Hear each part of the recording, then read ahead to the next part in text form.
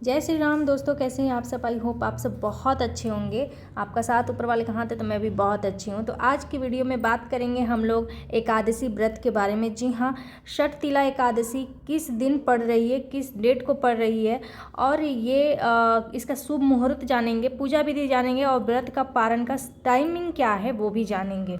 फरवरी महीने में पड़ने वाली पहली एकादशी को षटतिला एकादशी कहते हैं। षटतिला एकादशी माघ महीने के कृष्ण पक्ष की एकादशी को मनाई जाती है। पंचांग के अनुसार यह पर्व 6 फरवरी को पड़ रहा है। मंगलवार को पूरे विधि विधान से विष्णु भगवान की उपासना की जाएगी। श्री हरि को प्रसन्न करने के लिए यह दिन बहुत ही खास और महत्वपूर्ण माना जाता है। मान्यताओं के अनुसार षटतिला एकादशी का व्रत रखने से जातक की सारी मनोकामनाएं पूर्ण हो जाती है। तो आइए जानते हैं कि षटतिला एकादशी को षटतिला एकादशी कहते क्यों हैं। षटतिला एकादशी के दिन तिल का बहुत महत्व होता है। इस दिन तिल का प्रयोग 6 प्रकार से किया जाता है, इसीलिए इसे षटतिला एकादशी कहते हैं।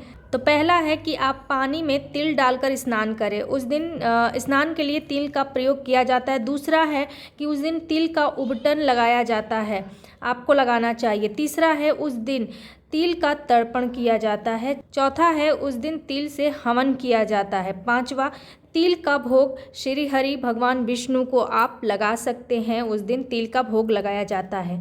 और छठा है कि तिल का दान किया जाता है। तो ये 6 प्रकार से उस दिन तिल का प्रयोग किया जाता है, इसीलिए इसे षटतिला एकादशी कहते हैं। तो आइए जान लेते हैं कि षटतिला एकादशी इस साल फरवरी महीने में किस डेट को मनाई जा रही है और उसका शुभ मुहूर्त क्या है। तो देखिए, इस साल षटतिला एकादशी 6 फरवरी 2024 को मनाई जाएगी। पंचांग के अनुसार 5 फरवरी शाम को 5:24 से एकादशी तिथि शुरू हो जाएगी, जो कि 6 फरवरी के दिन शाम के 4:07 तक रहेगी।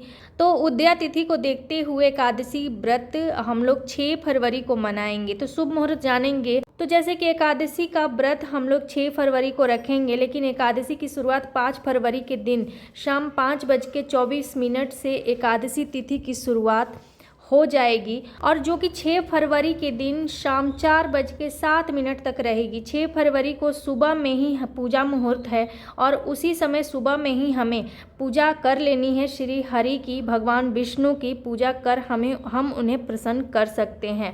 तो चलिए जान लेते हैं पूजा विधि क्या है। तो देखिए, सबसे पहले आपको एकादशी के दिन तुलसी की पूजा नहीं करनी चाहिए। तुलसी की पूजा ऐसा माना जाता है कि तुलसी उस दिन व्रत रखती हैं, उनका भी फास्टिंग होता है, तो इसीलिए एकादशी के दिन हमें तुलसी की पूजा नहीं करनी चाहिए। देखिए, सबसे पहले आपको सुबह उठकर स्नान कर लेना है। तिल डालकर आपको स्नान करना है। काला तिल अगर आपके घर में है तो बहुत अति उत्तम है, वरना आप सफ़ेद तिल से भी इसका प्रयोग कर सकते हैं। उसके बाद आप विष्णु हरि को उस दिन जलाभिषेक करें। उस दिन आप पंचामृत से उनका और गंगा जल से उनका अभिषेक करें। प्रभु को पीला चंदन और पीले वस्त्र अर्पित करें। जी हाँ, पीला उन्हें अति प्रिय है, तो पीले रंग के पुष्प से उनकी पूजा करें।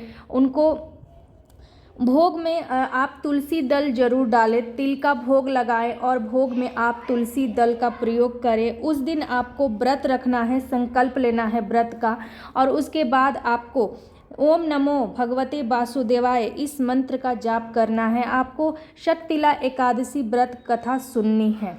उसके बाद आपको ये सब करने के बाद आपको आरती कर लेनी है। तो विष्णु हरि की पूजा करने से पहले आपको सूर्य भगवान को जल देना। जैसे आप नहा धोकर आएंगे ना, तो पहला जल आप सूर्य भगवान को देंगे। तो सूर्य भगवान के जल में आपको थोड़ा सा काला तिल डाल के सूर्य भगवान को जल देना है। उसके बाद आपको विष्णु भगवान की विधिवत पूजा करनी है, पूरे दिन व्रत रखना है। तो चलिए जान लेते हैं कि पारण तिथि, समय, व्रत खोलने का समय होता है, वो मैं आपको बता देती हूँ, क्योंकि इसका भी बहुत बड़ा महत्व होता है। एकादशी व्रत में नहाए खाए से लेकर पारण तक का पूरा व्रत को माना जाता है। 7 फरवरी 2024 को सुबह में 6:49 से लेकर 9:01 तक ये शुभ मुहूर्त है।